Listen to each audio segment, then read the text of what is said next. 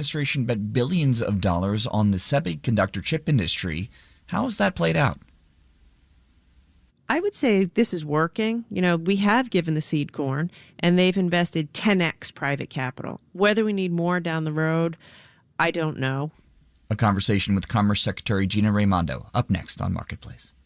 Support for WNYC comes from City Harvest, who are on the road every day rescuing 77 million pounds of nutritious food a year for New Yorkers in need, transforming surplus food into sustenance and sustainability. That's how they feed good. More at cityharvest.org. WNYC, independent journalism in the public interest. 93.9 FM and AM 820. NPR News and the New York Conversation.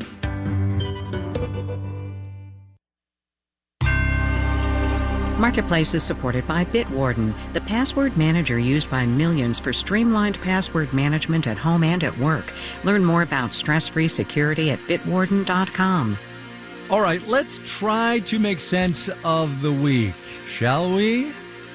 From American Public Media, this is Marketplace.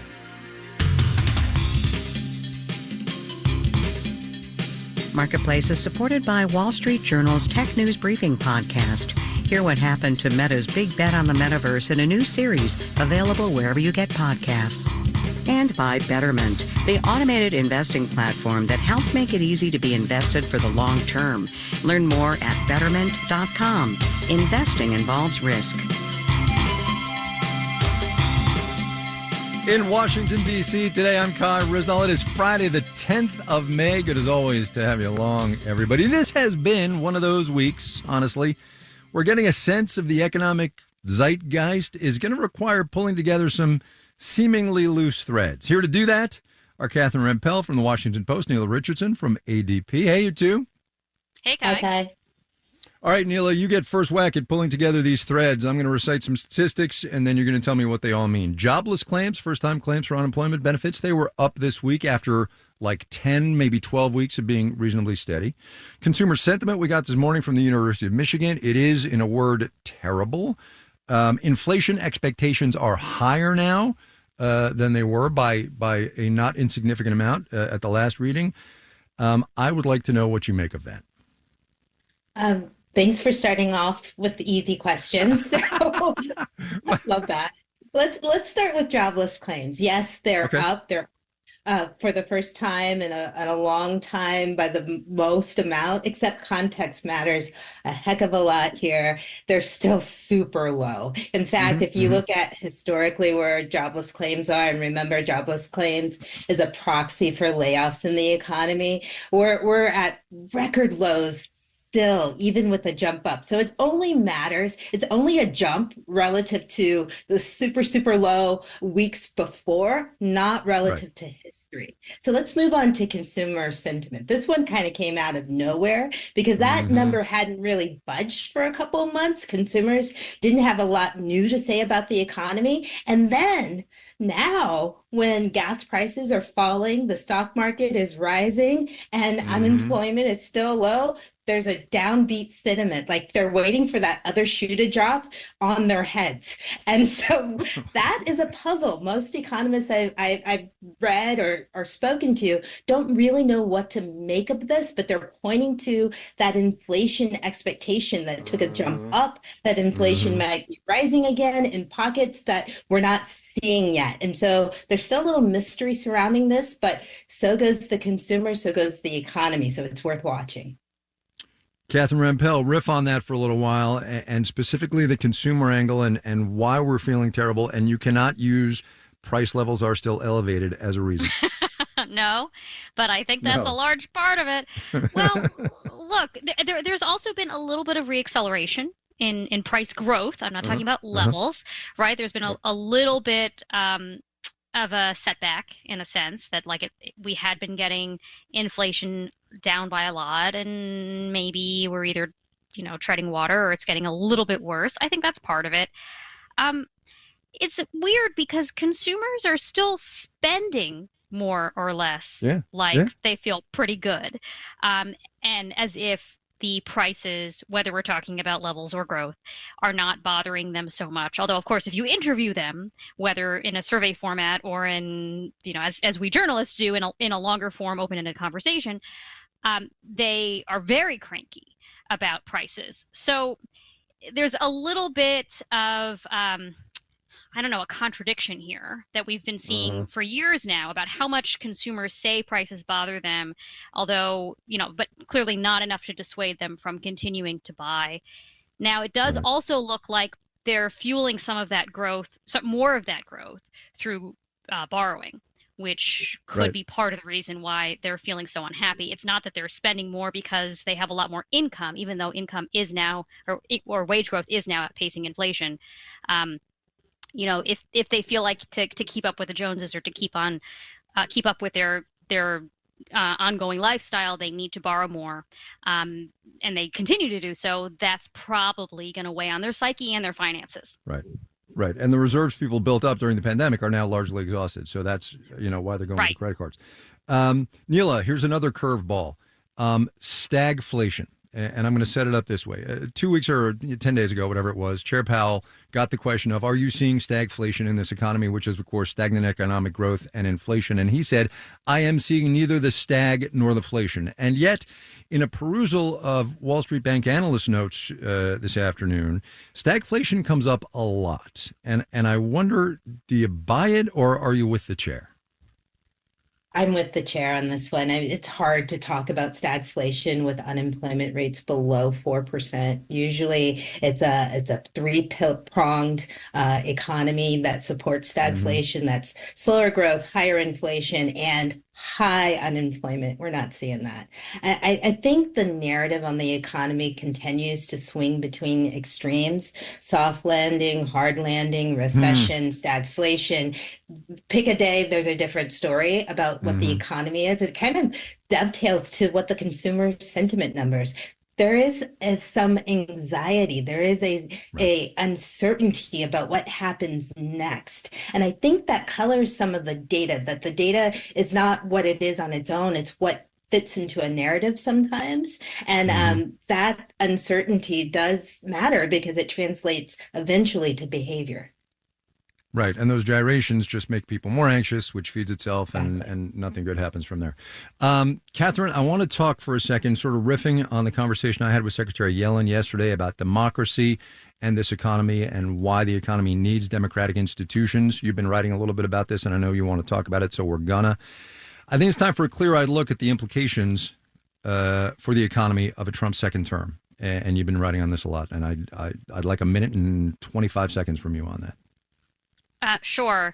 So obviously, I care about democracy for democracy's sake, not only for its potentially devastating effects on the economy if we lose said democracy, but if voters out there care about the economy, if they care about inflation, for example, I would urge them to look at the actual policy proposals that are on the table from both of the presumed presidential candidates, including Donald Trump. Donald Trump is overwhelmingly favored on economic issues if you look at polling.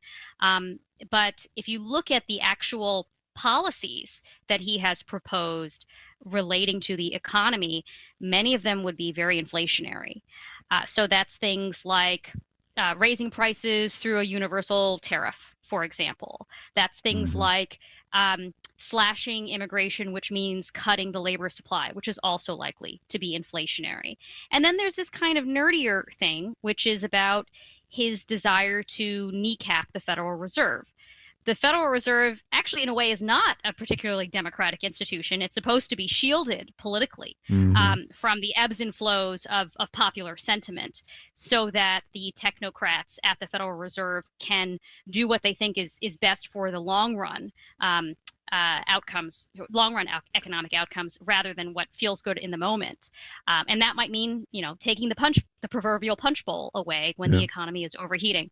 And Donald Trump has made quite clear in a variety of policies that he would like to exert more political pressure on the Federal Reserve, which lots of research has suggested would lead to much worse inflationary outcomes. Catherine Empel at the Washington Post. You should read her column on the economic implications of a second Trump term. And the Wall Street Journal had the reporting on the Fed. We should say that. So Catherine at the Washington Post and Neela Richardson at ADP on a Friday afternoon. Getting late. Thanks, you two. Thanks, Kai. Bye. Wall Street on this Friday. Traders were cautious, one might say. Details, numbers. You all know the drill.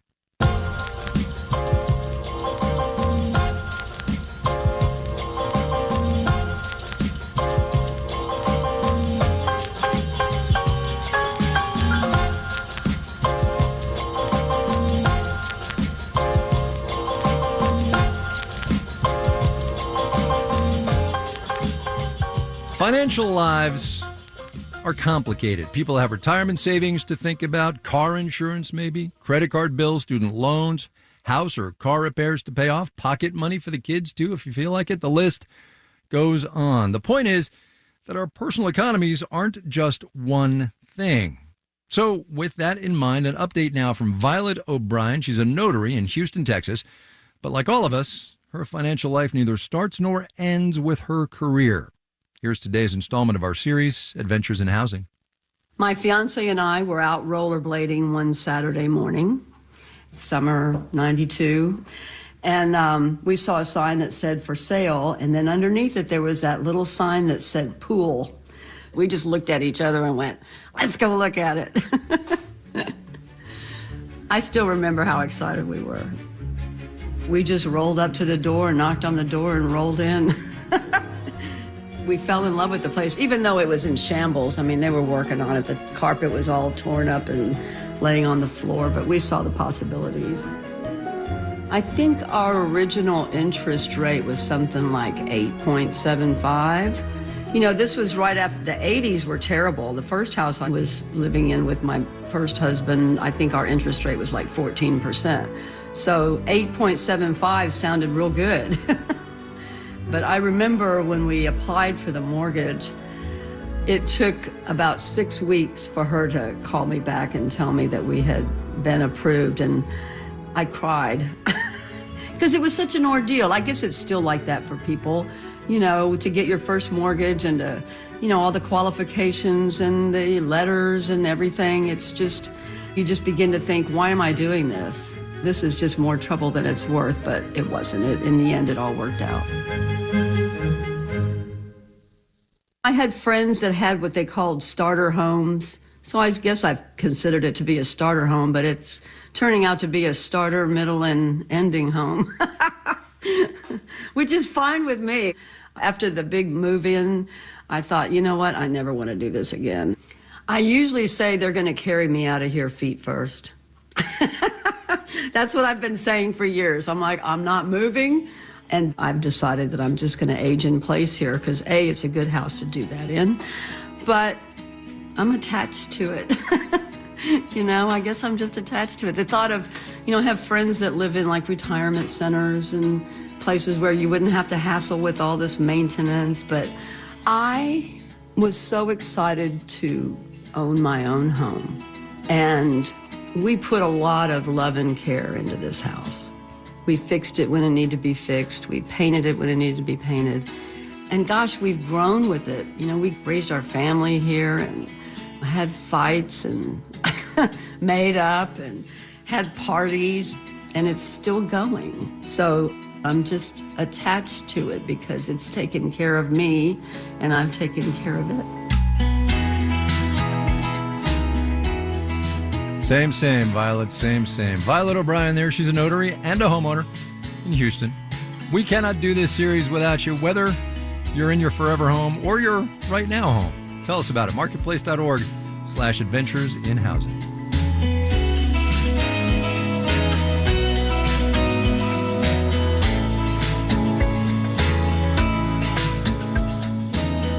Coming up. We need to trade where we can, but protect what we must. It is kind of a balancing act, actually. First, though, let's do the numbers. Dow Industrials gained 125 today, 0.3%, finished at 39,512. The Nasdaq off 5 points, less than 0.1%, 16,340. S&P 500 added 8, that's 0.2%, 52 and 22. For the 5 days gone by, the week that was, the Dow grew 1.1%, the Nasdaq up 1.4%, the S&P 500 rose about 0.5%. Just heard from Violet O'Brien about the journey of buying her home back in the 90s. In real estate, residential stocks, Zillow down almost 1.7% today. Compass dropped 3.9. Bonds down, yield on the 10-year T-note 4.5%. You're listening to Marketplace. Marketplace is supported by Rubrik, a cybersecurity company focused on securing the world's data. When cyber attacks put businesses, reputations, and careers at risk, Rubrik provides the power to bounce back fast and become cyber resilient. Rubrik.com. And by Bitwarden Password Manager, with a Mother's Day reminder that flowers are lovely, but allowing mom to securely log into all sites across all devices lasts longer than a bouquet. Available to download at bitwarden.com. WNYC is supported by Just Another Day. Dan Lauria and Patty McCormick return to the New York stage in Just Another Day, a new play written by Dan Lauria himself, through June 30th only. Tickets at justanotherday.theater. On last week's Wait, Josh Gondelman compared two drugs of choice. Look, I know that cocaine has never made anyone start a jam band, but marijuana's never made anyone start a hedge fund, so... I'm Peter Sagal. Why not just get high on this week's Wait, Don't Tell Me with special guest pop star Chapel Roan. That's the news quiz from NPR. Tomorrow morning at 11 on 93.9 FM and AM 820 WNYC. You're listening to Marketplace on WNYC. In the 7 o'clock hour of All Things Considered, charged particles from the sun are barreling towards the Earth. It's expected to be the biggest event since 2005 and could disrupt GPS and other communications. We'll have that and more at 7 o'clock.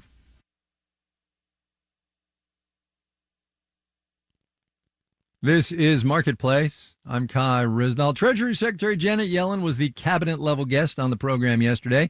We had a conversation about the overall economy, how consumers are feeling, keeping the United States competitive globally, in part through the billions of dollars being invested in high tech, and also the current state of our relationship with China.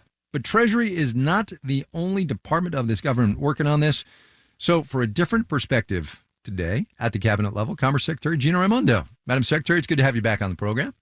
Thank you. Thank you. I want to start where we left off last time, a year or so-ish ago with you, industrial policy, the Biden administration getting the government into this economy. CHIPS Act, you've been busy, lots of loans and grants. We were out in Phoenix a number of weeks ago looking at the TSMC plant out there. 3 of them, I guess, are going to be built now. Extraordinary. They're huge. Many billions of dollars. Here's my question. The CEO of Intel, Pat Gelsinger, came out maybe that day that the president was there and said, this is great, but we need a CHIPS Act 2. And my question is, come on, really? Well, you can't blame him for trying. No. Can't blame him for trying. First of all, aren't they massive? They're huge. I said this on the air. It's the biggest thing I've ever seen. I wish everybody in America could see them. Yeah. I was in Texas with Samsung. They have 50 cranes in the air right now. Each of those clusters will employ, 15,000 people. Eventually, right? It's going to be a number of years. It'll be a number of years. But at scale, by the end of the decade, they'll be humming. I'm not going to comment on the need for chips too. What I am going to say is I feel great about where we are. When you came here about a year ago, I didn't have a team. No money was out the door. We hadn't even put the applications out. Today, we have 200 people here working on chips. We've committed almost $30 billion. Say all the leading edge manufacturers in the world have committed to scale in the United States. So, as you say, it will take years, but I couldn't be happier. Fair enough, you're not going to comment on what Mr. Gelsinger said, but here's the question in a different way. Is there a moment when the government says, you know what, we've given you the seed corn, go forth and profit? It's a good question. Let me say this. The whole point of the CHIPS program was to be very targeted for national security purposes. And this is a key thing you need to know. For the $30 billion of taxpayer money that we have announced, the private sector has announced over $300 billion. So I would say this is working. We have given the seed corn, and they've invested 10x private capital. Whether we need more down the road, I don't know. because $50 billion is pretty small relative to what's needed. But we may not, because, as I said, they've already invested 10x private capital for the public capital. So we'll see. We'll see. Are you satisfied that the early signs of the long game the Biden administration is playing are paying off? Absolutely. I would say, in addition to the fact that they are investing $10 for every dollar we're investing, no one thought we could get TSMC, which is the world's biggest, most successful company, to do 3 fabs. So here comes a trickier question. Is TSMC more important than Intel right now? No, they're all important. Here's the goal. They're all your favorite children. They're all my favorite children. Look, here's the goal. You said the right thing. It's a long-term bet. It is a long-term bet. When will we know we're successful? If in 2030 we are making 20% of the world's leading-edge chips in the United States of America. 2030 is like tomorrow.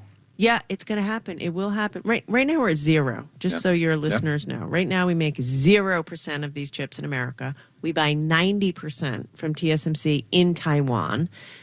By 2030, I want 20% made in America. To hit that goal, you need several companies. You need Intel plus TSMC plus Samsung manufacturing at scale in America. I don't want to get too geopolitical about this, but since you mentioned Taiwan, you were up on the Hill yesterday, right? I forget what day of the week today is. Yes.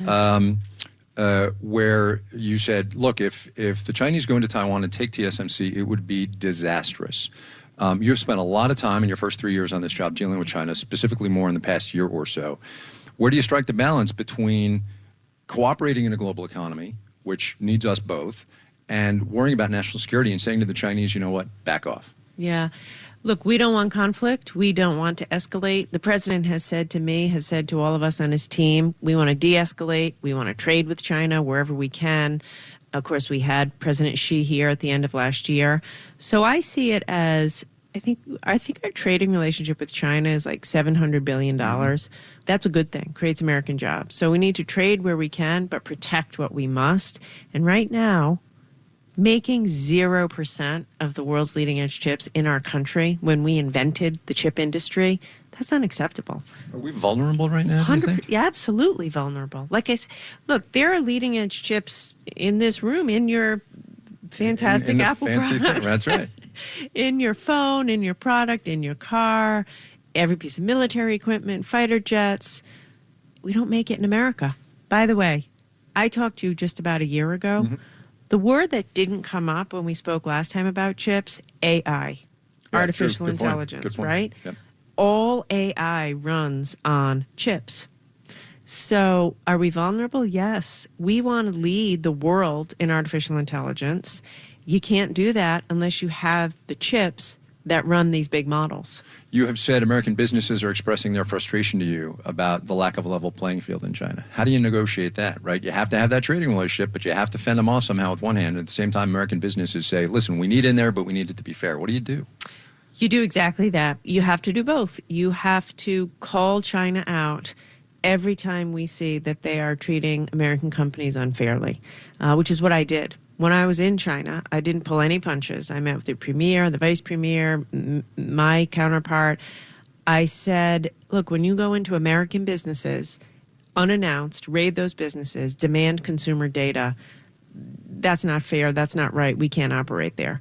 When you put restrictions on U.S. companies that favor Chinese companies, hospitals, for example, and government buying products, favoring their companies over ours, that's not fair. So, look, my approach is just be matter of fact. You don't have to be escalatory. Just say, look, these are the facts, and you need to knock it off if you want us to do business there. Is this what you signed up for when you became Commerce Secretary? I'm not sure I knew what I signed up for. I just loved the president, loved my country, so I took the job. The one thing I did sign up for was to revitalize American manufacturing. I believe it's core to who I am, and we're doing that, and so I love that. We were out in Phoenix, as I mentioned a minute ago, and one of the things we did, we went to the local pipe fitters union. Where they are bursting at the seams, no pun intended, with trainees and new journeymen and people coming in to help build those factories that TSMC is building. Talk to me about labor force for a minute. I know you're not the Secretary of Labor, but it's a huge component of how we get from here to there. Huge. Are we ready for that, do you think? We're getting ready. You know, I'll be very, very honest with you. Are we ready today? Probably not. Do we need to go as fast as we can to get ready and build the pipeline and build new training programs and create new apprenticeship programs for pipe fitters and welders? We have to do it. You know, just what you said before, the size of these facilities, you can't realize it until you see it yourself. I was at Samsung in Texas. They're building one building that's 11 football fields in length. It will take probably 5,000 construction workers for that one building. They don't exist today. So we need to put on steroids apprenticeship programs, community college programs, vocational tech in high schools if we're going to meet the need. I like our chances. We're building the pipeline. Some of the money that we're giving to these chip companies, they have to spend on workforce. So we're telling Intel, TSMC, you know, tens of millions of dollars. We're saying you need to invest this working with local colleges, universities, high schools, labor unions. Childcare, we talked about this last time. Childcare, same thing. Like, if you're going to meet the need and have the workers, you got to find the people, men and women alike, and train them for the jobs. So one of the other projects we're working on is broadband and what's going on in the central states in this country. And I guess the question is, when you think about supply chains for higher tech products like fiber optics, like those things, how do you get us there when that's not traditionally been a strength of ours? Yes, this is a great question. So one of my jobs is to make sure every American has the internet.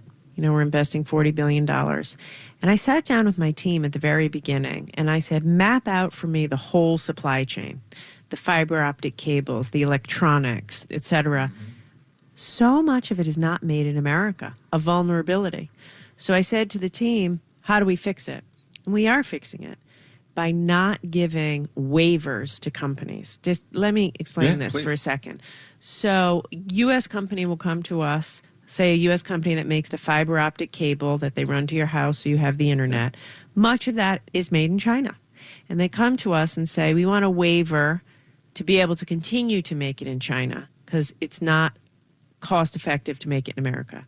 And I said, no, waiver denied. Figure out a way to make it in America. And guess what? They have.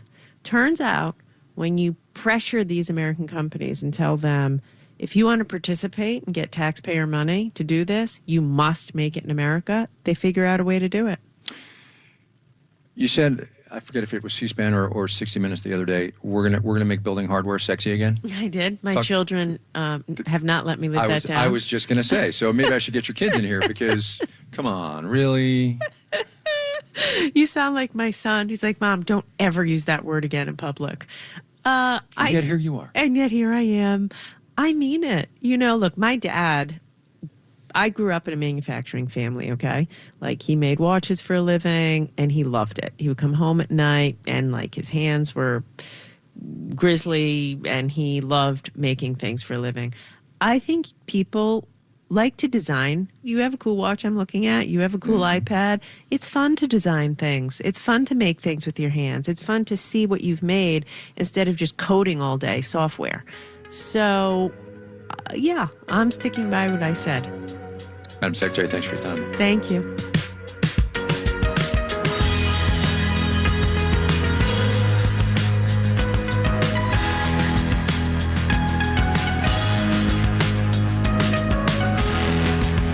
Marketplace is supported by C3 Generative AI. Verified, traceable answers, secure, hallucination-free, LLM-agnostic, IP liability-free. Learn more at c3.ai. This final note on the way out today, in which the economy stupid works as a campaign slogan over in the UK, just like it works over here. The Office for National Statistics in the UK said today the British economy grew 0.6% in the first quarter of the year, thus pulling the UK out of the mild recession it had been in since the second half of last year. No date yet because of the way British politics works, but an election is going to happen over there by the end of the year, January in 25, technically speaking. Our theme music was composed by B.J. Lederman. Marketplace's executive producer is Nancy Fargali. Donna Tam is the executive editor. Neil Scarborough is the vice president and general manager. And I'm Kai Ryssdal. Have a great weekend, everybody. We will see you back here on Monday, all right?